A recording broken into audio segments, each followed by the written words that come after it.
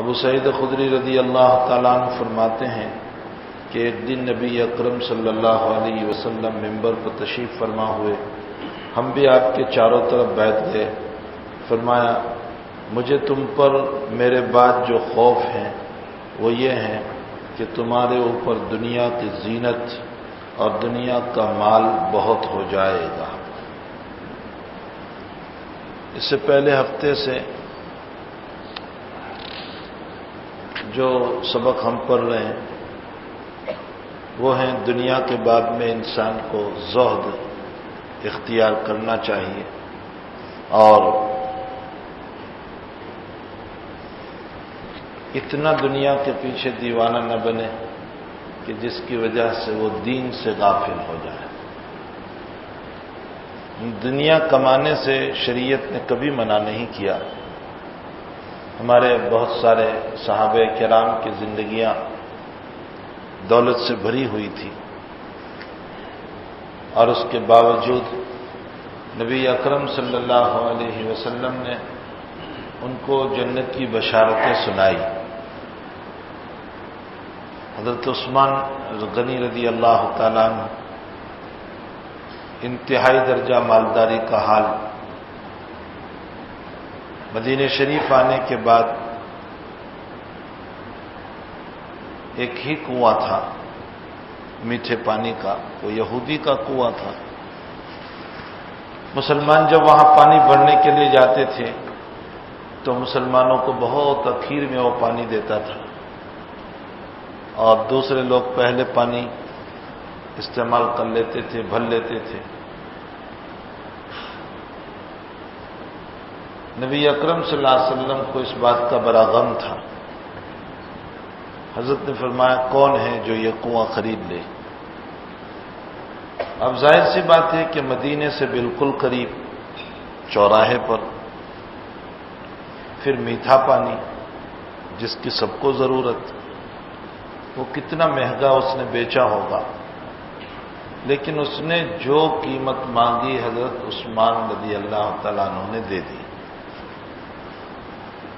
اور نبی علیہ السلام کی خدمت میں حاضر ہوئے اور ارشاد فرمایا کہ یا رسول اللہ، وہ کنواں میں نے خرید لیا اور میں اس کو وقف کر رہا ہوں۔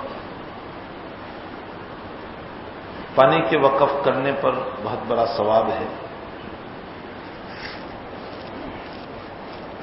اگر کسی نے، بلکہ اللہ کے حبیب پاک صلی اللہ علیہ وسلم نے ارشاد فرمایا کہ قیامت کے دن اللہ تعالیٰ جنت کے پانی سے اس کو محروم کرے گا جس سے دنیا میں پانی مانگا گیا اور اس نے نہیں پلایا۔ پانی پلانا بہت بڑا ثواب ہے۔ بہت مشہور روایت ہے کہ ایک فاحشہ اور بدکار عورت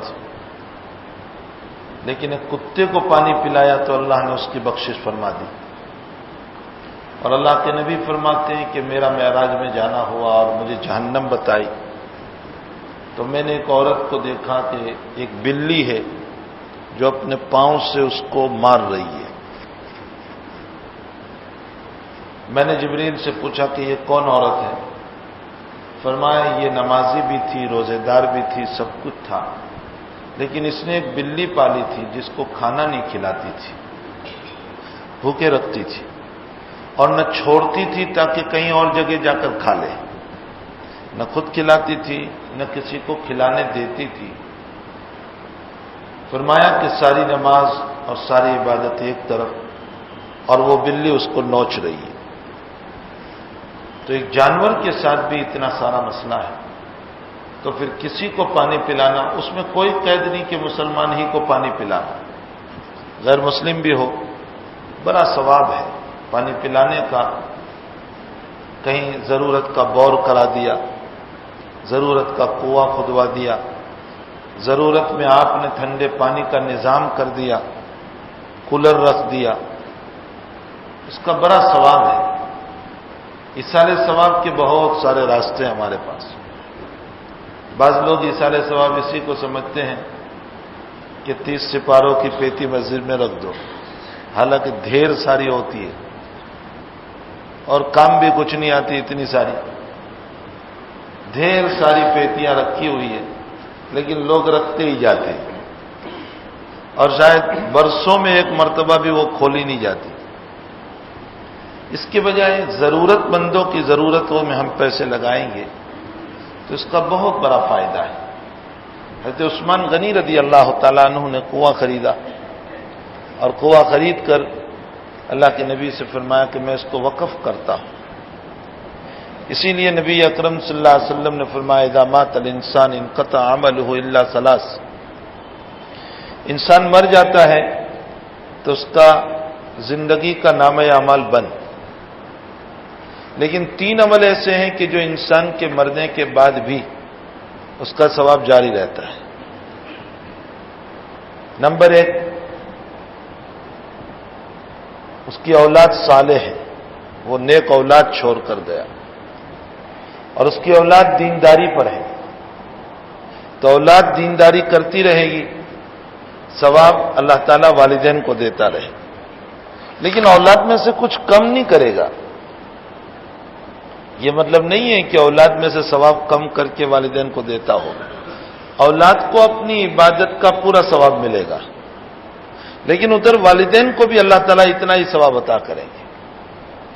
میں نے ماں باپ کے حقوق پر ایک بات بتائی تھی کہ ماں باپ کا مقام اتنا اونچا ہے کہ اولاد اگر نیک کام کرتی ہے تو اولاد کو ایصال ثواب کی دعا کرنے کی بھی ضرورت نہیں کہ میرے والدین کو پہنچاؤ۔ ماں باپ کا حق ہی اتنا ہے کہ اللہ تعالیٰ اولاد کے نیک کاموں کے ثواب میں سے حصہ لے کر اللہ خود ہی دے دیتا ہے۔ یہ ماں باپ کے حقوق ہیں، اس کے لیے دعا کرنا ضروری نہیں ہے۔ تو فرمایا 3 عمل ایسے ہیں کہ جو مرنے کے بعد بھی ثواب جاری رہتا ہے۔ ایک اولاد صالح چھوڑی، اللہ ہماری اولادوں کو نیک بنائے۔ آج بڑے مسئلے ہیں اولادوں کے، بڑے مسئلے ہیں، اکثر باپ رو رہے۔ دنیا نے ترقی نہیں کی ہے، موبائل کی دنیا میں جا کر کہتے ہیں دنیا گلوبل ہو گئی، اور دنیا نے ترقی نہیں کی، دنیا نے تنزلی کی۔ جتنا ٹیلی ویژن کا نظام جتنا قائم ہوتا جا رہا ہے، کسی زمانے میں ڈبہ گھر میں رکھتے تھے تو چلو اس میں یہ ہوتا تھا کہ کوئی اپنے گھر میں رکھتا ہی نہیں تاکہ بچے دیکھے ہی نہیں۔ اس کے بعد ڈبہ رکھنے لگے تو چلو اتنا تو پتہ چلتا تھا کہ اولاد کیا دیکھ رہی ہے۔ اب تو موبائل ہی میں ساری دنیا آ چکی ہے، یہ کیا کر رہا ہے یہی پتہ نہیں ہے، یہ اندر میں کیا دیکھ رہا ہے اسی کا پتہ نہیں۔ حیا ختم ہوئی، بے شرمی آئی، اس کو ترقی کہیں گے یا تنزلی کہیں گے؟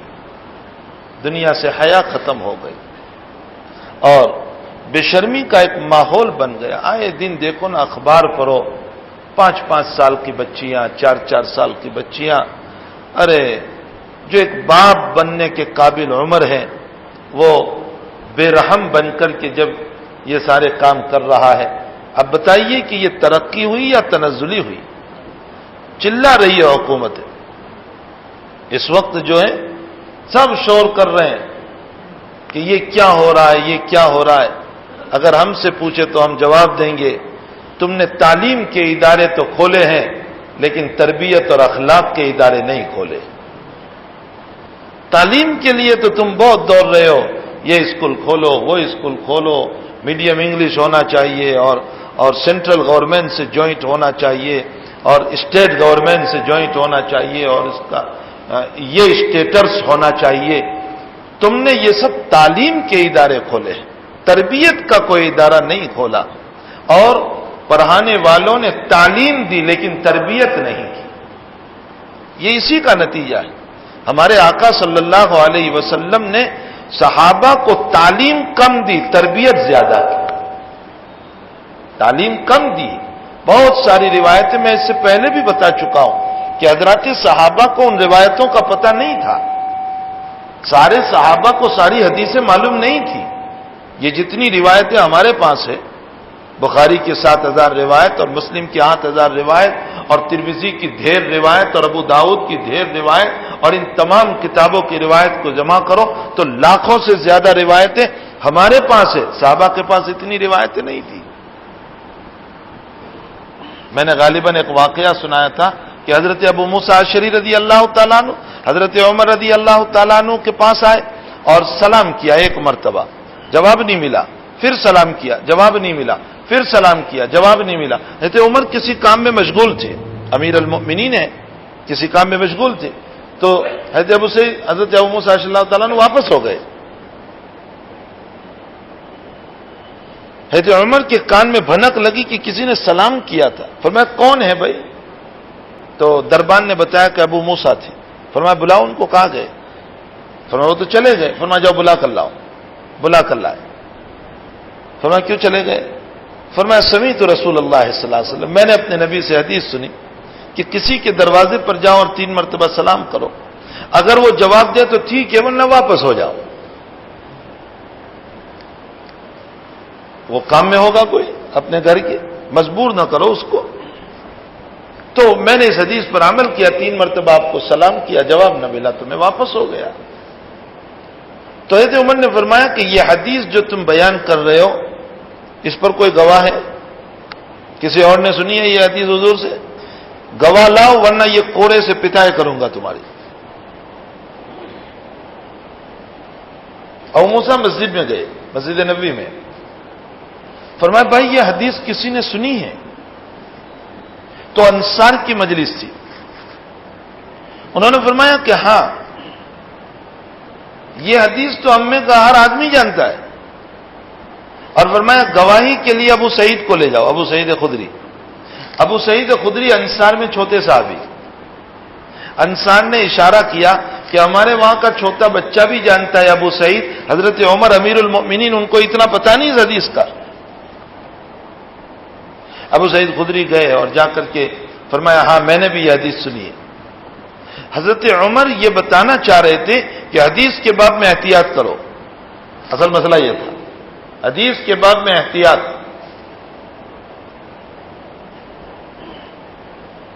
یہاں اس واقعے سے مجھے یہ بتانا ہے کہ حضرت عمر نے جب ابو سعید خدری کا یہ جواب سنا کہ میں نے بھی سنی ہے، تو حضرت عمر نے فرمایا افسوس، بازار کے کاروبار نے نبی کے پاس علم حاصل کرنے سے ہمیں محروم رکھا۔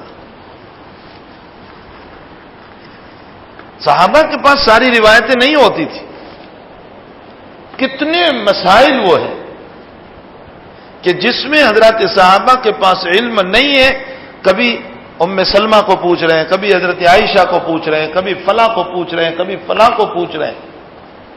صحابہ کے پاس سارا علم نہیں تھا، اس لیے کہ صحابہ بھی ضرورت مند تھے، بڑی عمر میں اللہ کے نبی پر ایمان لائے، پھر ان کی فیملی ہے، ان کے کام کاج ہے، ان کے کاروبار ہیں، اس میں بھی رہتے تھے، نبی کے پاس بھی رہنا، پھر اللہ کے راستے کا سفر بھی کرنا، یہ سارے ہی مسائل تھے۔ تو یہ ساری روایتیں ان کے پاس نہیں تھی، لیکن نبی کی تربیت ان پر بہت تھی، تربیت نبوت۔ یہی وجہ ہے کہ شراب جو ہے وہ آہستہ آہستہ حرام ہوئی، ایک دم سے شراب حرام نہیں ہوئی۔ پہلے اللہ تعالیٰ نے قرآن میں یہ فرمایا وَإِثْمُهُمَا أَكْبَرُ مِن نَفْعِهِمَا، بھائی شراب میں نفع کم ہے، نقصان زیادہ ہے۔ کچھ دنوں کے بعد آیت اتاری یا ایھا الذین آمنوا لا تقربوا الصلاۃ وانتم سکارى، شراب پیو لیکن نماز کے وقت پی کر نہ آؤ، اجازت ہے پیو لیکن نماز کے وقت میں نہیں۔ اور جب دلوں میں شراب کی برائی اچھی طرح آ گئی تو اللہ نے آیت اتاری انما الخمر والمیسر والانصاب والازلام رجس من عمل الشیطان، یہ شیطان کا عمل ہے، جوا کھیلنا، شراب پینا، فاجتنبوہ، اسے چھوڑ دو۔ یہ آیت اتری اور نبی کریم صلی اللہ علیہ وسلم نے ایک منادی کو، اعلان کرنے والے کو گلیوں میں بھیجا کہ جاؤ اعلان کرو کہ شراب حرام ہو گئی۔ عبد الرحمن ابن عوف رضی اللہ تعالیٰ عنہ کے مکان پر ڈرنکنگ کا دور چل رہا تھا، دعوت تھی ان کے وہاں، شراب پلائی جا رہی تھی۔ اس زمانے میں خاص طور پر انگور کی شراب بنتی تھی، کشمش کی، اور کھجور کی شراب، اور جو کی شراب۔ بخاری شریف میں ہے کہ 5 قسم کی شرابیں بنتی تھی، اور شہد کی شراب، اور بھی ایک شراب تھی، 5 شرابیں بنتی تھی۔ تو شراب کا دور چل رہا تھا اور حضرت انس سب کو پلا رہے تھے، اور اتنے میں یہ اعلان باہر ہوا تو عبد الرحمن نے فرمایا کہ بیٹے انس دیکھو باہر اعلان کیا ہو رہا ہے۔ باہر جا کر اعلان سنا تو فرمایا نبی علیہ السلام کا اعلان، کوئی منادی اعلان کر رہا ہے کہ شراب حرام ہو گئی۔ اسی وقت یہ نہیں کہ چلو حرام ہوئی ہے تو ابھی تو پی لو، دوپہر کے بعد ڈال دیں گے۔ جہاں اعلان ہوا کہ مٹکے اٹھا اٹھا کر پھینک دیے اور ساری شراب بہاتی ہو گئی۔ نہ پولیس کوئی گیا، نہ کوئی وہاں ڈی ایس پی گیا، نہ کوئی پی ایس آئی گیا، نہ کوئی پی آئی گیا، نہ کوئی فوج گئی، نہ کوئی ملٹری گئی، نہ بی ایس ایف والے گئے اور نہ کوئی اور گیا، کوئی وہاں پر نہیں گیا، بس وہ شرابیں بہ گئے۔ وجہ کیا ہے؟ تعلیم کم دی تھی لیکن اندر بنایا تھا، تربیت جس کو کہا جاتا ہے۔ آج تعلیم تو ڈھیر دی جا رہی ہے لیکن تربیت نامی کوئی چیز نہیں، بلکہ افسوس یہ ہے، اللہ اس حکومت کو سمجھ اور شعور عطا فرمائے۔ یہ حکومت پوچھے ان یورپ کی حکومت سے جن حکومتوں نے اسکول کے اندر سیکس کا پیریڈ داخل کیا، آج وہ رو رہے ہیں۔ یہ حکومت داخل کرنا چاہتی ہے، ان کو اللہ صحیح سمجھ نصیب فرمائے۔ یہ تو برائیوں کے ہتھے خود ہی کھولنے جا رہے ہیں، اپنے آپ کو ہلاکت میں ڈالتے جا رہے ہیں۔ تو اصل مسئلہ تربیت کا ہے۔ انسان کی تربیت جب ہوتی ہے نا تو اس صورت میں یہ خلوت میں بھی گناہ نہیں کرے گا، یہ تنہائیوں میں ہوگا تو بھی اس کا رب اس کے سامنے ہوگا کہ میں تصویر دیکھ رہا ہوں، گندی فلم دیکھ رہا ہوں، کوئی نہیں دیکھ رہا ہے، میرا اللہ تو مجھ کو دیکھ رہا ہے، اگر وہ میری پکڑ کر لے تو میرا کیا ہوگا۔ تو صحابہ کے پاس علم اتنی حدیثیں نہیں تھی لیکن نبی کریم صلی اللہ علیہ وسلم کی وہ تربیت تھی کہ جس تربیت کی وجہ سے حضرات صحابہ کرام اللہ سے ہر وقت ڈرنے والے تھے، ہر وقت ان کے اوپر اللہ کا خوف غالب تھا۔ خیر میں یہ کہہ رہا تھا کہ ہمیں نبی اکرم صلی اللہ علیہ وسلم کی وہ زندگی اپنانے کی ضرورت ہے۔ حضرت عثمان، شریعت ہماری دنیا کمانے سے منع نہیں کرتی۔ عجیب بخاری شریف میں ایک بات گزری، نبی علیہ الصلوۃ والسلام فرماتے ہیں کہ تمام انبیاء نے بکریاں چرائی، حتیٰ کہ میں نے بھی چرائی، اور مکہ والوں کی بکریاں میں نے چند قرارید پر چلائی۔ قرارید قیرات، قیرات کا بہو وچن ہے، قرارید جمع ہے، اور قیرات ایک وزن تھا، ایک درم کا چھٹا حصہ، جیسے ہمارے وہاں آنا دو آنا ایسا چلتا تھا، تو ایک درم کا چھٹا حصہ۔ ہوا کیا تھا حضرت نبی علیہ السلام کا معاملہ مکی زندگی میں، ابتداءً حضرت کی تربیت آپ کے دادا نے فرمائی۔ آپ کا بچپنا تو سوائے رونے کے اور کیا ہے؟ نبی کا بچپنا سوائے رونے کے، ماں کا سایہ نہیں، باپ کا سایہ نہیں۔ 4 یا 6 سال کی عمر میں ماں رخصت ہو گئی، اور کیسے عالم میں اللہ نے ماں کو اٹھایا کہ ساری کائنات کا بننے والا نبی، امام الانبیاء، جس کی بنیاد پر دنیا بنائی، اور اس کی ماں کو ایسی جگہ اٹھا لیا جہاں اس بچے کو تسلی کے 2 کلمات کہنے والا کوئی نہیں، ایسی جگہ پر ماں کو اٹھا لیا، کوئی تسلی کا کلمہ کہنے والا نہیں، ایک باندھی ہے ساتھ میں۔ اور اس موقع پر ماں کو دفن کرنے کے بعد نبی علیہ السلام کے ہاتھ کو ام ایمن نے کھینچا اور لے کر چلنے لگی۔ کیا گزر رہی ہوگی حضور پاک صلی اللہ علیہ وسلم پر۔ حضرت کا آخری جو جملہ تھا ماں کی قبر پر، اور اپنی ماں کو مخاطب کر کے یوں کہا، ماں تو مجھے چھوڑ کر چلی گئی، کیا تجھے معلوم نہیں تھا کہ تیرے علاوہ میرا کوئی سہارا نہیں؟ کیسے درد میں نبی نے کہا ہوگا، اب پر کیا اس وقت گزر رہی ہوگی۔ اور وہاں سے مکے کا راستہ ابھی قریباً 250 کلومیٹر کا ہے، اور یہ 250 کلومیٹر اکیلی باندی کے ساتھ تنے تنہا 6 سال کا بچہ چل رہا ہے، جس کو کوئی تسلی کا کلمہ کہنے والا نہیں ہے۔ اس کے دل کی دھارس باندھنے والا کوئی نہیں ہے. یہ 250 کلومیٹر کا سفر اس نبی نے کیسے طے کیا ہوگا؟ کیا اس نبی پر گزر رہی ہوگی؟ اسی لیے نبی کو اس کی یتیمی پسند آ گئی اور یہ فرمایا کہ میرے نبی کی یتیمی مجھے اتنی پسند آئی کہ اس نبی کی امت کا کوئی یتیم ہوگا اور اس کے سر پر کوئی ہاتھ رکھے گا تو میں ان بالوں کے برابر گناہوں کو معاف کر دوں گا. نبی کی یتیمی پسند آ گئی. تو نبی کا بچپنا تو بہرحال عجیب. اللہ کے حبیب پاک صلی اللہ علیہ وسلم مکہ شریف آ گئے. دادا نے کفالت فرمائی، لیکن دادا کے انتقال کے بعد کوئی چچا اپنی کفالت میں لینے کے لیے حضرت کو تیار نہیں تھا. کوئی چچا. ہاں، جس نبی کو امام الانبیاء بنایا ان کی زندگی پر ہو. اگر تمہیں منور بننا ہے اور عزت چاہتے ہو تو ہمیں اسی یتیم کی زندگی پر جانا ہوگا، اسی کی زندگی کو اپنانا ہوگا. کوئی چچا لینے کے لیے تیار نہیں آپ کو. چچا ابو طالب نے کفالت میں لیا، لیکن چچا ابو طالب ذو عیال تھے. ابو طالب کی بہت اولاد تھی، 9 بچے، اور غریب چچا ابو طالب. تو حضرت نے دیکھا میرا چچا بہت غریب ہے، اہل و عیال والے ہیں، اور چچا کی اتنی آمدنی نہیں، تو چلو میں بھی کچھ چچا کی مدد کروں. تو حضرت نے کیا مدد کی؟ مکے میں لوگوں کی بکریاں لیتے تھے. آپ کی 5 بکری ہے، آپ کی 2 ہیں، آپ کی 3 ہیں، آپ کی 4 ہے. سب کی بکریوں کو صبح جمع کر کے حضرت چرانے جاتے تھے. نبی کریم صلی اللہ علیہ وسلم کی زندگی پر ہو،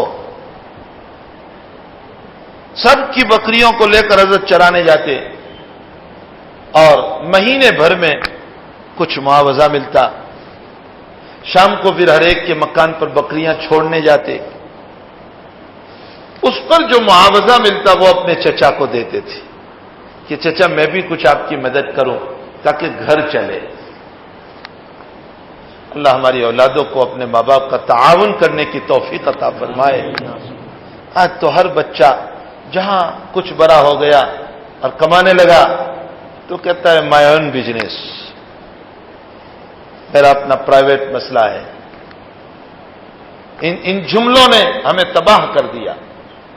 اللہ کرے کہ ہماری اولاد اپنے ماں باپ کے تابع بنے اور اپنے ماں باپ کو ہاتھ بتانے والی بنے اور اپنے ماں باپ کی ضرورتوں کو پورا کرنے والی بنے. کیسی پیاری دعا سکھائی کہ تیرے ماں باپ ضعیف ہو جائیں، برے ہو جائیں، اس کا دماغ اب نہیں رہے گا، وہ بھول جائیں گے، بڑھاپے میں ان کے حالات بدل جائیں گے، تو کیا دعا کرے گا؟ رب ارحمہما کما ربیانی صغیرا. اللہ میں چھوٹا تھا تو میں بھی ایسا ہی تھا جیسے اس وقت میرا باپ ہے. اے اللہ وہ کبھی مجھ پر غصے نہیں ہوا، بلکہ میں نے جو ضد کی میرے باپ نے پوری کی. اللہ آج بڑھاپے میں وہ میری طرح ہو چکا ہے تو اس پر رحم فرما. کیسی پیاری دعا قرآن کریم ہم کو سکھا رہا ہے. کیسی پیاری دعا. بھائی صرف تعلیم تعلیم تعلیم کا مسئلہ نہیں ہے، اصل تو تربیت کا مسئلہ ہے. تربیت جب تک نہیں ہوتی نرا علم. ارے آج دنیا میں ہمارے پاس وہ لائبریریاں نہیں ہیں جو لائبریریاں یہ غیر مسلموں نے قائم کر رکھی ہے. آپ امریکہ میں چلے جائیں، 7 منزلہ لائبریری ہے. 7 منزلہ اور ایک منزل میں لاکھوں کتابیں، اور تمہاری وہ کتابیں اسلام کی موجود ہیں جو تمہارے کتب خانوں میں بھی نہیں ہیں. وہ کتابیں ان کے پاس ہیں. امام غزالی رحمت اللہ علیہ کی تفسیر ہے قرآن کریم 80 جلدوں میں. کسی مسلمان کے کتب خانے میں کسی اسلامی ملک میں نہیں ہے. چاہے مکہ شریف چلے جاؤ، مدینہ شریف چلے جاؤ، ایران چلے جاؤ، عراق چلے جاؤ، دنیا کے اسلامی ممالک میں چلے جاؤ، لیکن امریکہ کے غیر مسلم کے کتب خانے میں وہ تفسیر کا نسخہ موجود ہے. وہ اس پر ریسرچ کر رہے ہیں، مطالعہ کر رہے ہیں، اسٹڈی کر رہے ہیں اور اشکالات قائم کرتے جا رہے ہیں، لیکن وہ علم ہے، علم کی ضرورت نہیں ہے، تربیت کی ضرورت ہے۔ علم کی ضرورت نہیں، اصل تو تربیت کی ضرورت ہے۔ تھوڑا سا علم تربیت کے ساتھ انسان کو بڑا بنا دیتا ہے، اور بہت علم لیکن تکبر کے ساتھ انسان کو گرا دیتا ہے۔ ضرورت تربیت کی ہے۔ اللہ کے حبیب پاک صلی اللہ علیہ وسلم نے صحابہ کی وہ تربیت فرمائی، تو حضرت عثمان رضی اللہ تعالیٰ عنہ نے کنواں وقف کیا۔ اللہ کے نبی فرماتے ہیں انسان جب مر جاتا ہے تو سارے اعمال اس کے بند، لیکن 3 عمل باقی۔ نمبر 1 فرمایا کہ اگر تم نے تمہاری نیک اولاد چھوڑی، اولاد صالح اگر چھوڑی ہے تو ہم مریں گے، لیکن ہمیں اولاد کے نیک اعمال کی بنیاد پر اللہ ثواب دیتا رہے گا۔ نمبر 2 اگر تم نے کسی کو علم پڑھایا اور وہ کسی کو پڑھا رہا ہے، استاذ مر گیا، علم زندہ ہے، استاذ کو ثواب ملتا رہے گا۔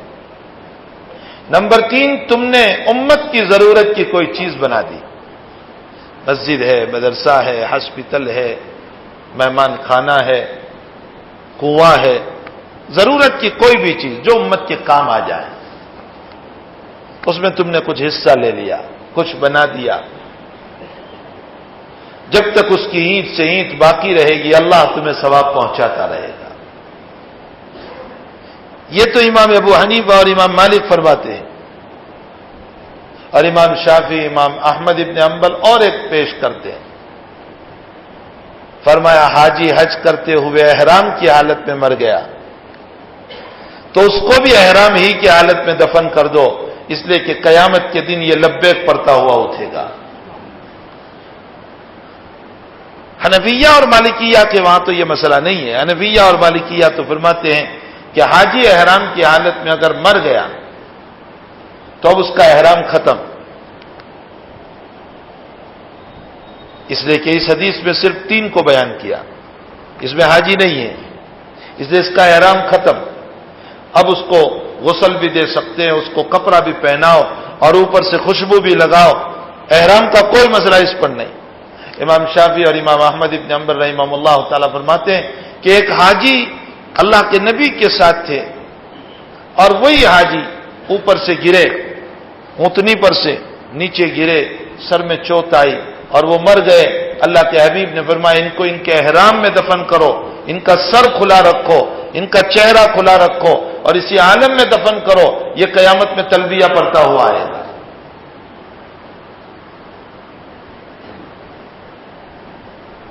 تو کہنے کا مطلب یہ ہے کہ ایصال ثواب کے کام،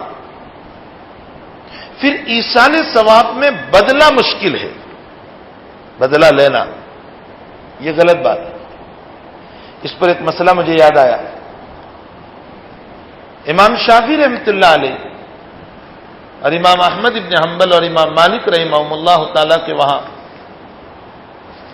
پڑھنے پڑھانے پر اجرت لینا بالکل جائز ہے، یعنی امامت کرا رہا ہے، مؤذن ہے، مدرسہ پڑھا رہا ہے تو اجرت لینا بالکل جائز۔ لیکن امام ابو حنیفہ رحمۃ اللہ علیہ فرماتے ہیں کہ اس پر اجرت نہیں، پڑھانے پر اجرت نہیں لی جائے گی، یہ تو عبادت ہے۔ نماز پر اجرت نہیں، یہ تو عبادت ہے۔ تعلیم و تعلم مدرسے میں نہیں، یہ تو عبادت ہے، اذان پر نہیں۔ اور دلیل بھی ہے، عبادہ ابن صامت رضی اللہ تعالیٰ عنہ نے اصحاب صفہ میں سے کچھ لوگوں کو قرآن سکھا دیا، تو ایک صاحب نے خوش ہو کر اپنے بچے کو قرآن سکھایا تھا، تو ان کے ابا نے عبادہ ابن صامت کو ایک کمان ہدیے میں دی۔ کمان، اس زمانے میں یہ چیزیں تھیں تو کمان ہدیے میں دی۔ عبادہ ابن صامت نے اللہ کے نبی سے مسئلہ پوچھا کہ حضرت یہ کمان مجھے ہدیے میں دی، میں نے اس کے بچے کو قرآن سکھایا اس لیے۔ حضرت نے فرمایا واپس کر دو، یہ قیامت کے دن جہنم میں تمہارے گلے کا توق بنے گا۔ اس سے امام ابو حنیفہ فرماتے ہیں کہ نہیں لیا جائے گا۔ دیگر امام فرماتے ہیں کہ ابو سعید خدری رضی اللہ تعالیٰ عنہ نے سورہ فاتحہ پڑھ کے ایک آدمی کو بچھو نے کاٹ لیا تھا، دم کر دیا، اچھا ہو گیا تو اس پر 30 بکریاں لی۔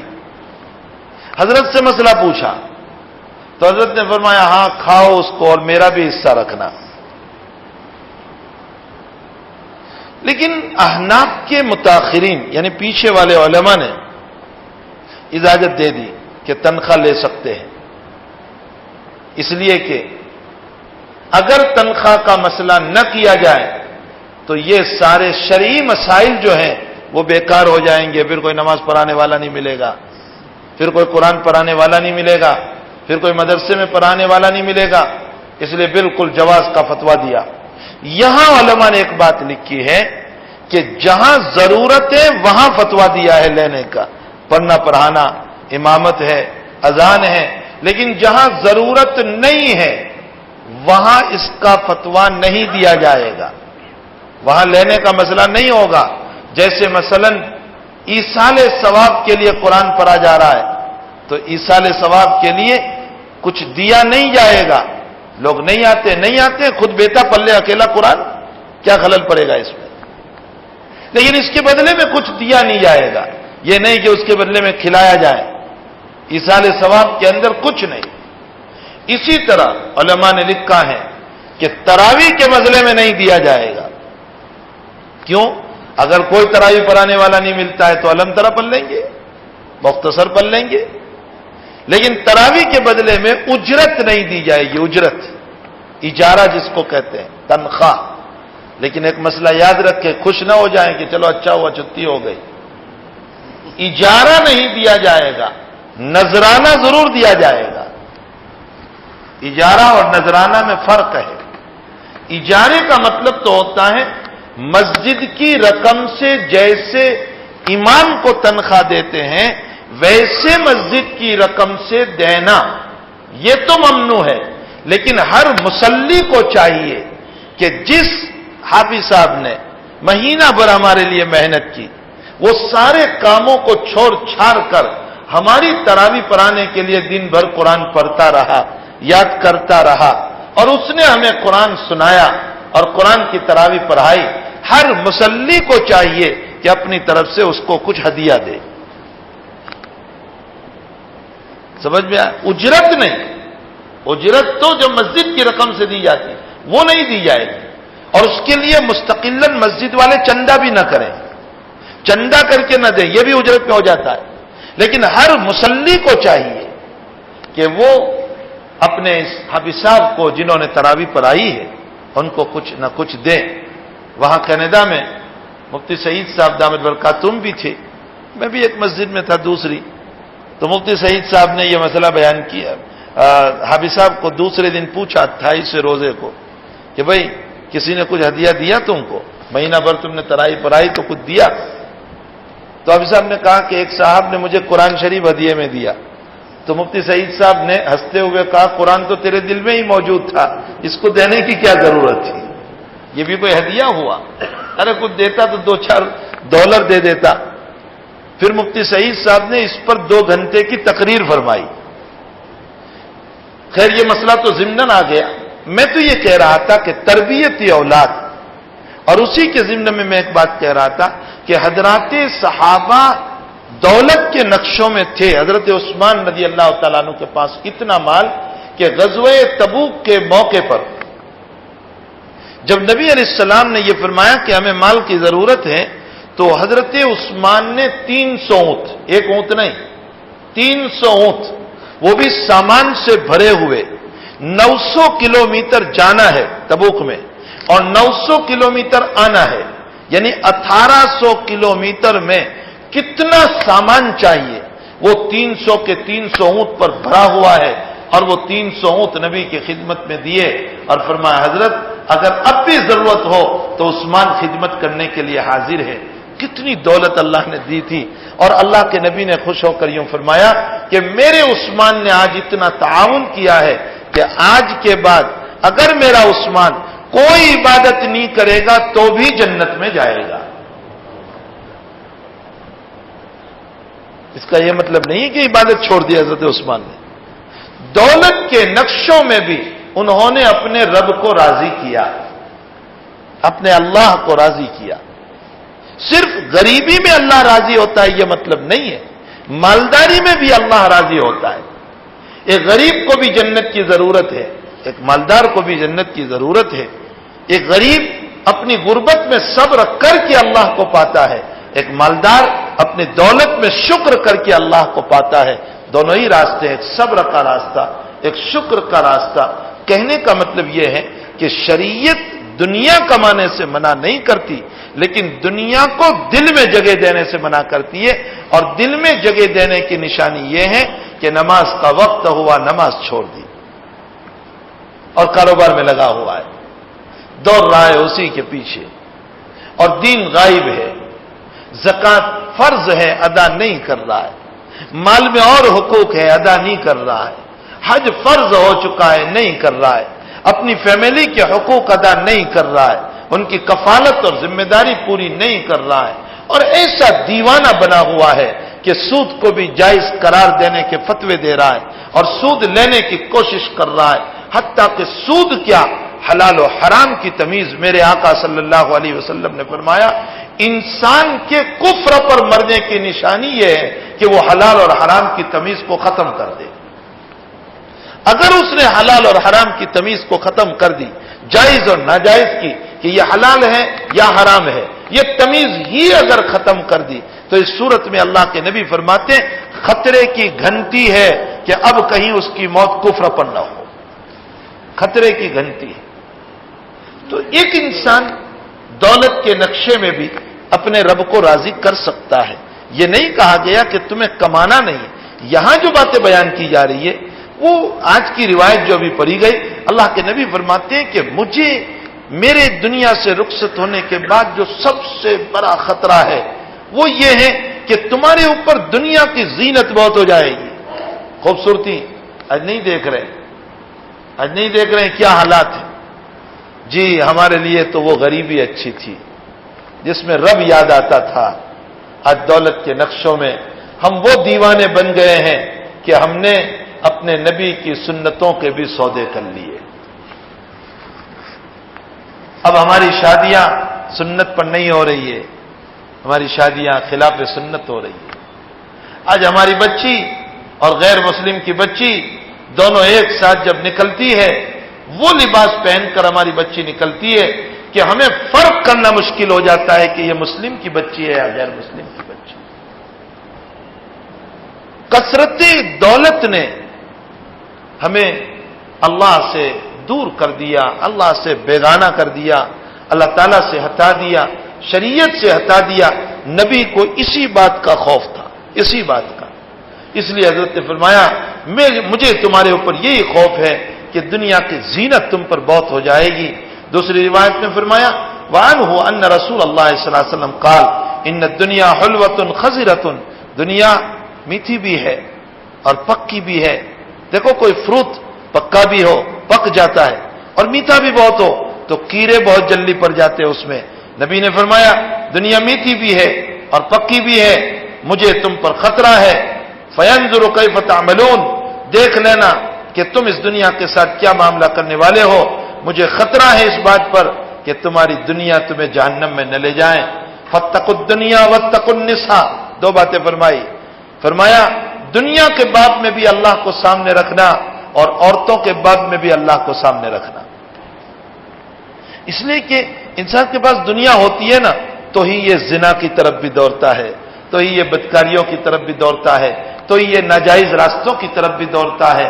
اور اس کی دنیا غلط راستوں میں اور غلط بہاؤ میں اور گندی نالیوں میں اس کی دنیا بہنے لگتی ہے.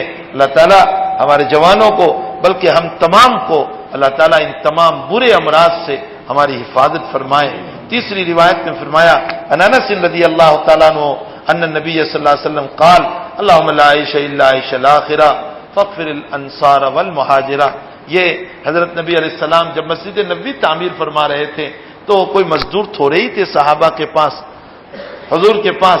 حضرت خود ہی جو ہیں پتھر اٹھا کر کے لا رہے ہیں، صحابہ خود ہی پتھر اٹھا کر کے لا رہے ہیں، پتھر رکھ رہے ہیں. تو ایسے موقع پر جیسے آپ نے دیکھا ہوگا کہ دنیا میں کوئی وزنی چیز اٹھاتے ہیں نا تو وزنی چیز کو اٹھانے کے موقع پر ہائی سو بولتے ہیں ایک آدمی کچھ بولتا ہے دوسرے اس کا جواب دیتے ہیں تاکہ اٹھانے میں آسانی ہو جائے.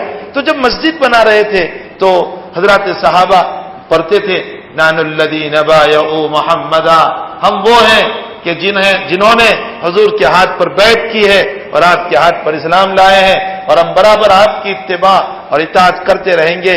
تو نبی بھی اس کا جواب دیتے تھے اللہم لا عیش الا عیش الآخرہ فاغفر الانصار والمہاجرہ، اے اللہ حقیقی عیش اور آرام تو آخرت کا آرام ہے، اے اللہ میرے انصار اور مہاجرین کی مغفرت فرما. نبی علیہ السلام بھی دعا دیتے جا رہے. ایک بہت لمبی روایت کا ٹکڑا ہے بخاری شریف میں، وہ بہت لمبی روایت ہے، میں اس کا مختصر ٹکڑا ذکر کروں. ازواج مطہرات نے نبی کریم صلی اللہ علیہ وسلم سے سال بھر کا خرچہ مانگا. آپ کی بیویوں نے جو ہماری مائیں ہوتی ہے سال بھر کا خرچہ مانگا. اللہ کے نبی ناراض ہو گئے، فرمایا کہ اس طرح نبی سے نہیں مانگنا چاہیے. اللہ تعالیٰ نے آیت اتاری قرآن کریم میں ترجی من تشاء منہن وتوبی الیک من تشاء، میرے پیغمبر آپ کو اجازت ہے، آپ ان بیویوں کو رکھنا چاہیں تو رکھیں، چھوڑنا چاہیں تو چھوڑ دیجیے. اللہ کے نبی علیہ الصلوۃ والسلام عورتوں کے پاس گئے اور عورتوں میں سب سے پہلے عائشہ کے پاس گئے اور عائشہ سے کہا کہ دیکھو اللہ نے ایک آیت اتاری ہے اور مجھے اس آیت میں اللہ نے یہ کہا ہے کہ یہ بیویاں اگر دنیا چاہیں تو ان کو دنیا دے کر وسرحوہن سراحا جمیلا، ان کو طلاق دے دو. ان کنتن تریدن الدنیا ان کنتن تریدن الآخرہ، اور اگر یہ آخرت چاہتی ہے تو پھر آپ کی طرح صبر کرے. سب سے پہلے عائشہ کے پاس گئے. حضرت عائشہ سے فرمایا دیکھو جلدی نہ کرنا، میں جو کہہ رہا ہوں ماں باپ سے مشورہ کرنا. حضرت یہ سوچ رہے تھے کہ کم سن ہے، کم عمر ہے، ابھی جذبات میں کہے کہ مجھے مال چاہیے تو چھوڑنا پڑے گا مجھے، اور حضور چھوڑنا نہیں چاہتے تھے چونکہ علم بہت تھا حضرت عائشہ کے پاس. کیسے چھوڑے؟ فرمایا بات تو بتاؤ کیا ہے. فرمایا اللہ نے یہ آیت اتاری ہے جلدی نہ کرنا، ماں باپ سے مشورہ کرنا. تو حضرت عائشہ کم عمر ہے، کتنی سمجھداری. فرمایا اس میں ماں باپ کو پوچھنے کی کیا ضرورت ہے، میں تو آپ ہی کو چاہتی ہوں. دوسری عورتوں کے بھی یہی جواب. اس موقع پر حضرت تھوڑے سے ناراض ہو کر ایک صحابی کے مکان پر تشریف لے گئے، اوپر کے حصے میں فرسٹ فلور پر. حضرت عمر رضی اللہ تعالیٰ عنہ تشریف لے گئے. حضرت عمر گئے، فرماتے ہیں کہ میرے آقا صلی اللہ علیہ وسلم کے بدن مبارک پر جو عبا پہنا تھا وہ گرمی کی وجہ سے حضرت نے نکالا ہوا تھا، تہبند بندھی ہوئی تھی اور وہ عبا نکالا ہوا تھا. اور میرے حضرت کے پشت پر چونکہ وہ کھجور کی چٹائی پر سوتے تھے حضرت، تو کھجور کی چٹائی کے نشان پڑے ہوئے تھے سب. اور تکیہ کیسا تھا میرے نبی کا؟ فرمایا میرے نبی کے تکیے میں وہ چمڑے کا تھا ایک تھیلے جیسا جس میں کھجور کے پتے بھرے ہوئے تھے، اور میرے نبی کے پاؤں کے قریب کچھ درخت کے پتے پڑے ہوئے تھے، اور ایک ٹوٹا ہوا مشکیزہ یوں لٹکایا تھا جس میں پانی بھرا ہوا تھا، جس سے پانی ٹپک بھی رہا تھا. حضرت عمر فرماتے ہیں میری آنکھوں میں آنسو آ گئے، میں رو پڑا اور میں نے کہا اللہ کے نبی آپ کی وجہ سے یہ کائنات کا وجود، اور آپ کے پاس بستر بھی نہیں، آپ کے پاس بستر بھی نہیں. آپ اللہ سے دعا کر دیجیے آپ کے لیے بستر بہترین قسم کا آ جائے. وہ روم اور ایران والے، وہ فارس والے، وہ دنیا کے بادشاہ ہے، وہ تو اللہ کو مانتے بھی نہیں، لیکن کیسے عیش پرستی اور بہترین قسم کے محلات میں اور بنگلوں میں رہ رہے ہیں. حضرت آپ کا یہ حال. حضرت عمر کو حضور نے یوں جھنجھوڑا پکڑ کر زور سے فرمایا عمر ابھی یہی ہو، ہمارے لیے دنیا میں یہی ہے، ہمارے لیے تو اللہ نے جنت بنا رکھی. بہت بڑی تسلی ہو جاتی ہے ہمارے لیے. مسلمانوں اگر یہاں دنیا میں تھوڑے حالات ہیں برداشت کر لو، ہمارے لیے تو سب سے اچھے حالات جنت ہی میں رکھے. شرط یہ ہے کہ اللہ ہمارا خاتمہ ایمان پر فرما دے، یہ ایک سب سے بڑی چیز ہے. یہاں کی زندگی تو کچھ حالات، کچھ پریشانیاں، کچھ اتار، کچھ چڑھاؤ، کچھ بیماریاں، کچھ تندرستی، کچھ چٹنی روٹی، کچھ اچھا، زندگی اسی طرح گزرتی ہے. لیکن اصل زندگی تو آخرت کی زندگی ہے. اللہم لا عیش الا عیش الآخرہ فاغفر الانصار والمہاجرہ حقیقی زندگی تو وہ آخرت کی زندگی ہے. اے اللہ انصار اور مہاجرین کی مغفرت فرما. تیسری روایت میں فرمایا نبی اکرم صلی اللہ علیہ وسلم نے یتبع المیت ثلاثۃ اہلہ ومالہ وعملہ. فرمایا میت جب چلتی ہے، روانہ ہوتی ہے گھر سے، تو اس کے ساتھ تین چیزیں چلتی ہے، اس کے گھر والے، اس کا مال اور اس کے عمل. گھر والے بھی چلتے ہیں، بیٹا چل رہا ہے، بھائی چل رہا ہے، سب ساتھ ساتھ چل رہے ہیں. اور ہمارے وہاں ایک عجیب بلا بھی چلی ہے، وہ یہ کہ بیٹا جو ہے وہ جنازے کے نیچے گھس کر چلتا ہے. یہ غلط طریق ہے. سنت رسول سے اس کا کوئی ثبوت نہیں. سنت رسول سے اس کا کوئی ثبوت نہیں. ارے ساری زندگی اطاعت کرنی تھی تب تو اطاعت کی نہیں. ساری زندگی اپنے باپ کو سنبھالنا تھا تب تو نہیں سنبھالا. ساری زندگی تو باپ کو رلایا ہے. ساری زندگی باپ کو رلایا، ساری زندگی ماں کو رلایا. اب کیا جنازے کے نیچے گھسنے سے حق ادا ہو جائے گا؟ میرا نبی حجۃ الوداع میں چلا تو جان بوجھ کر وہ راستہ لیا جس راستے پر اپنی امی کی قبر آتی تھی، اپنی ماں کی قبر آتی تھی، اس راستے کو لیا. ابوا 70-80 ہزار صحابہ ہے ساتھ میں، اور میرے نبی قبر پر گئے اور فرمایا میں نے میرے اللہ سے پہلے یوں کہا تھا اے اللہ میں میری ماں کے لیے استغفار کی دعا کروں، تو میرے اللہ نے مجھے پہلے منع کیا تھا، اب مجھے اجازت دے دی میری ماں کے لیے دعا کرنے کی. یہ کہہ کر حضرت اپنی ماں کے قبر پر بیٹھ گئے اور رونے لگے. اور رونے کا عالم جو تاریخ میں لکھا ہے، کیسے یوں اپنے دونوں پاؤں کو یوں کھڑے کر لیے اور یوں ہاتھ رکھ دیا، اور جیسے ایک غریب مسکین آدمی ایک دو پاؤں کو کھڑے کر کے یوں پاؤں کے درمیان منہ ڈال کر یوں بیٹھ کر روتا ہے.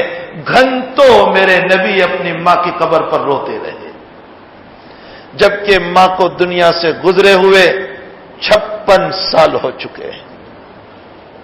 56 سال ہو چکے ہیں. میرا نبی اس طرح روتا رہا. آج ہماری اولاد 1 سال میں باپ کو بھول جاتی ہے. باپ کی قبر کہاں اس کو پتہ نہیں، ماں کی قبر کہاں اس کو پتہ نہیں. عید جیسے عید پر بھی اولاد کو توفیق نہیں ہوتی ہے کہ اپنے ماں باپ کی قبر پر جا کر کے ایصال ثواب کرے. ایک لمبی مدت گزر چکی، 56 سال کی، میرا نبی قبر پر بیٹھ کر رو رہا ہے. بلکہ اعلان فرمایا نبی نے آج کی رات میں یہیں قیام کروں گا. میرے نبی نے وہیں قیام فرمایا. 70-80 ہزار صحابہ کا بھی وہیں قیام. ہاں میرا نبی ماں باپ کا مقام بتانا چاہ رہا ہے کہ ماں باپ کیا ہوتے ہیں، ان کا مقام کیا ہوتا ہے.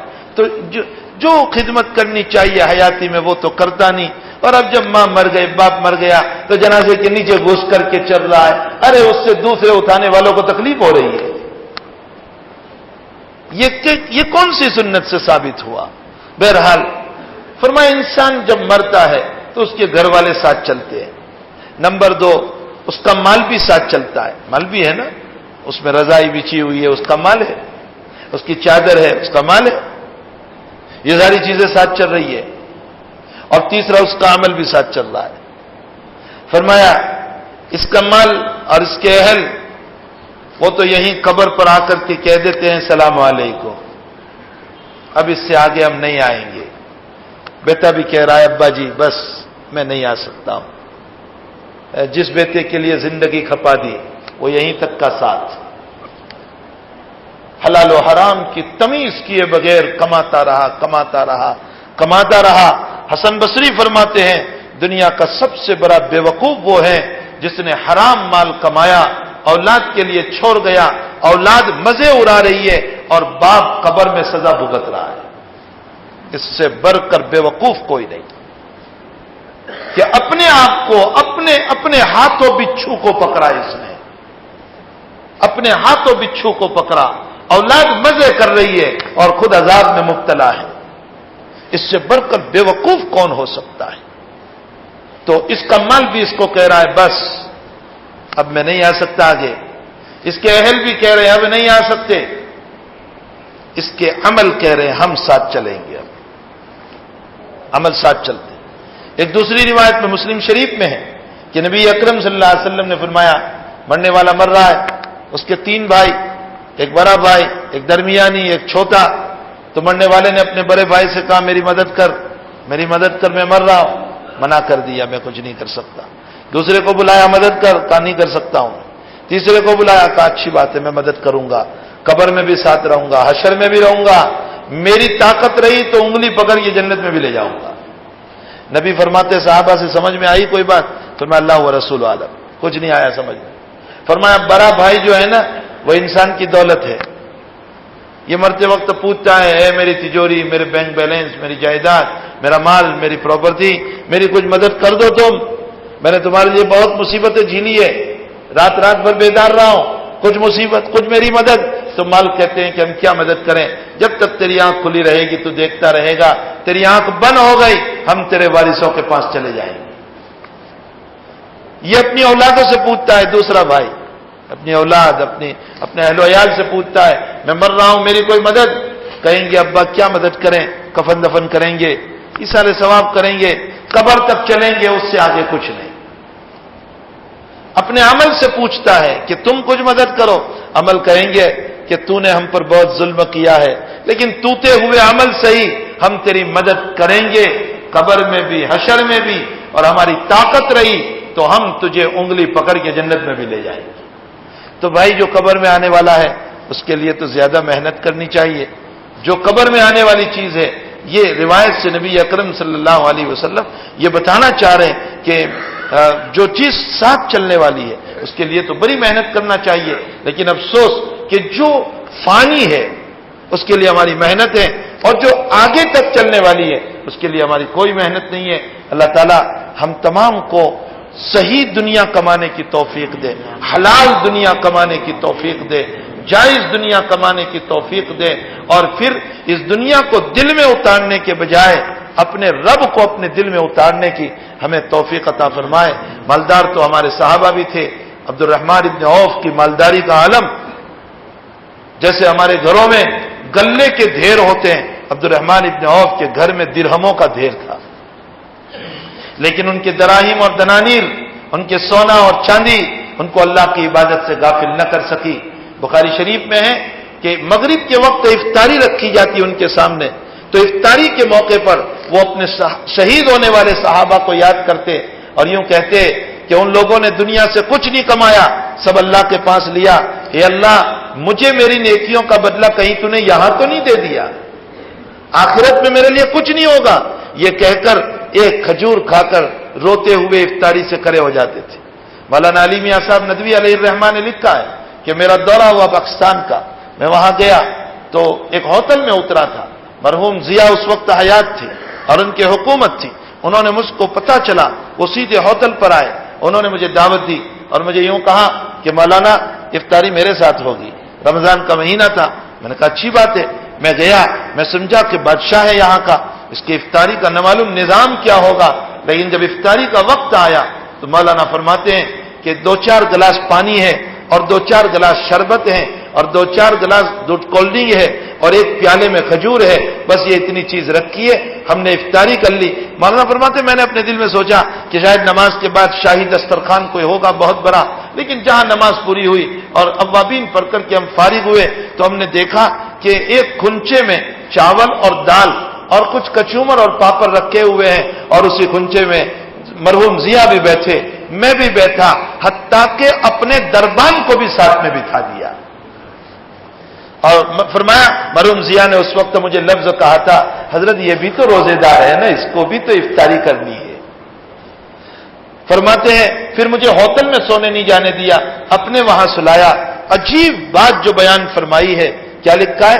فرمایا حضرت فرماتے معالی میاں صاحب میں رات 3 بجے جب اٹھا تو میں نے دیکھا کہ مرحوم ضیاء مصلی کے اوپر تڑپ رہا ہے، رو کر تڑپ رہا ہے. فرمایا مجھے نہیں معلوم کہ یہ پوری رات سے عبادت کر رہا ہے یا کب اٹھا ہوا ہے.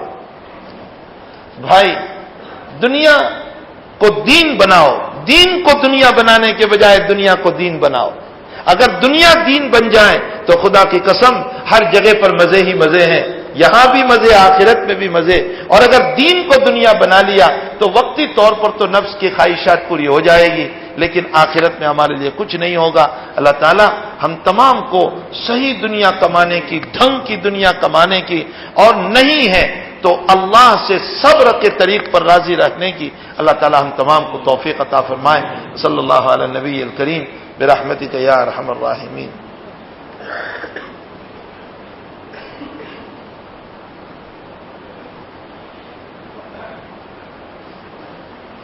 یہ پھر کسی موقع پر انشاءاللہ بچوں کی تربیت کے باب میں، ویسے میرا ایک بیان بچوں کی تربیت پر میں نے مفصل کیا ہے جمعہ مسجد کے اندر، چوک جمعہ مسجد میں 1.5 گھنٹے کا میں نے تربیتی لائن سے بیان کیا تھا، اور التبلیغ.com سے ہمارے مولانا جنید سلمہ جو چلاتے ہیں، یا مولانا شبیر صاحب جو سی ڈی بیچتے ہیں، اس کے اندر وہ بیان موجود ہیں، آپ اس کو لے سکتے ہیں مولانا کے پاس سے یا تبلیغ پر سے، اور آپ اس کو اپنے گھر میں بچوں کو سنائیں تربیتی لائن سے۔ تربیتی لائن سے سب سے بڑی چیز اپنی گھر کی تعلیم کو زندہ کرو۔ ہماری دعوت و تبلیغ میں جو یہ کہا جاتا ہے کہ گھر کی تعلیم یہ بہت ضروری ہے، گھر کی تعلیم زندہ ہوگی انشاءاللہ ماحول اچھا بنے گا۔ اگر گھر کی تعلیم کو ہم نے زندہ نہیں کیا ہے تو اس صورت میں باہر کا ماحول ہمارے بچوں کو بگاڑ کر رکھ دے گا۔ اس لیے 10 منٹ صحیح لیکن اپنی بیوی کو، اپنے بچوں کو لے کر بیٹھو، فضائل اعمال پڑھو، اور اسی طرح ہمارے اکابر کی جو کتابیں ہیں اس کو پڑھو، جس سے آخرت کا خوف پیدا ہو، آخرت کا ڈر پیدا ہو۔ جیسے ایک کتاب ہے مرنے کے بعد کیا ہوگا، اس کتاب کی تعلیم کرو تاکہ آخرت کا ڈر پیدا ہو، اور جب آخرت کا ڈر پیدا ہوگا تو انشاءاللہ تعالی ہماری اولاد کی تربیت ہوگی۔ مار دھار کر تربیت نہیں ہوتی، محبتوں سے تربیت ہوتی ہے، پیار سے تربیت ہوتی ہے۔ آج کل مار دھار کا زمانہ نہیں رہا، جتنے پیار سے سمجھاؤ گے بچے سمجھیں گے، اور جتنے مار دھار سے کرو گے اتنی ہی اولاد ضدی بنے گی۔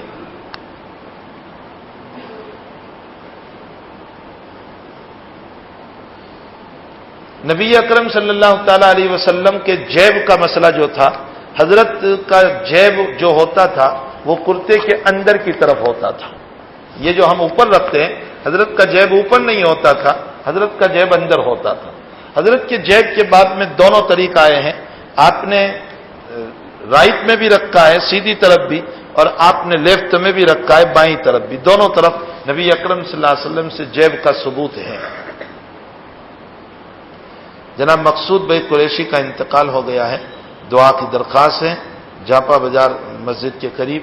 اللہ تعالیٰ مرحوم کی مغفرت فرمائے، اور جتنے ہمارے مرحومین ہیں ان سب کی اللہ مغفرت فرمائے، اور جتنے بیمار ہیں سب کو شفا عطا فرمائے، ہماری اولادوں کی اللہ تعالیٰ تربیت فرمائے۔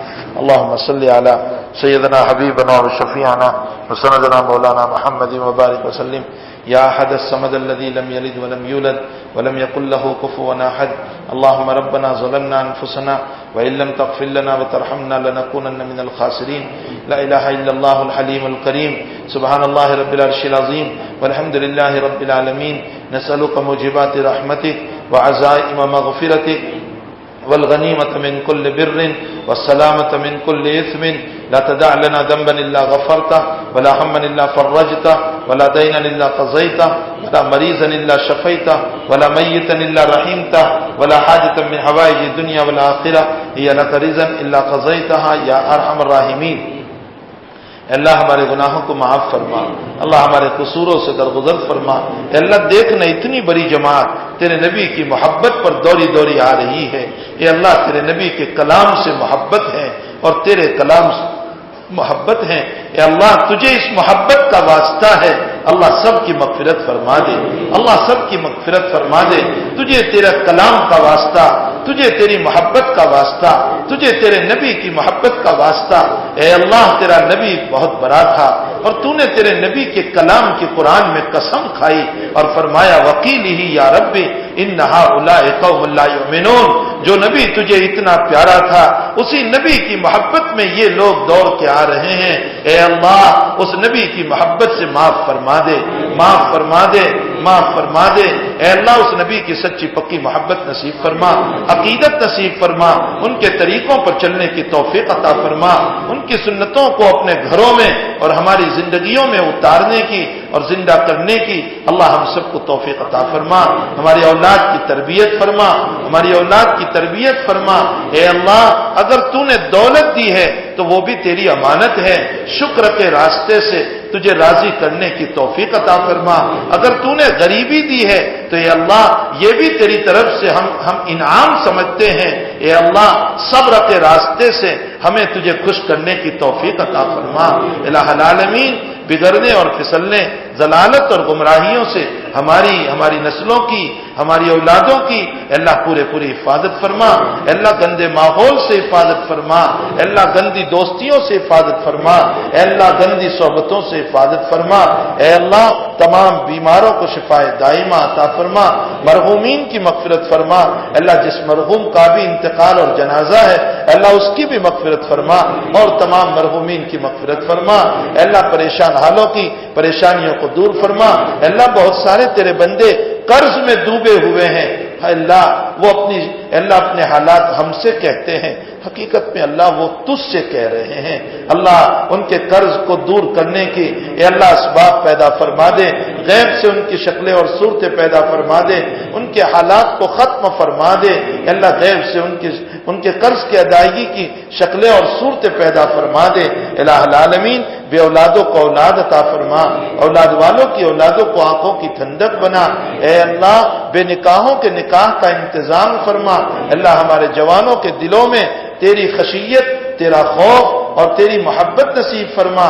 تیرے حبیب پاک صلی اللہ علیہ وسلم کی سچی اور پکی محبت نصیب فرما۔ اللہ ہماری دعاؤں کو اپنے فضل و کرم سے قبول فرما۔ وصلی اللہ علی نبینا محمد وآلہ وصحبہ اجمعین برحمتک یا ارحم الراحمین۔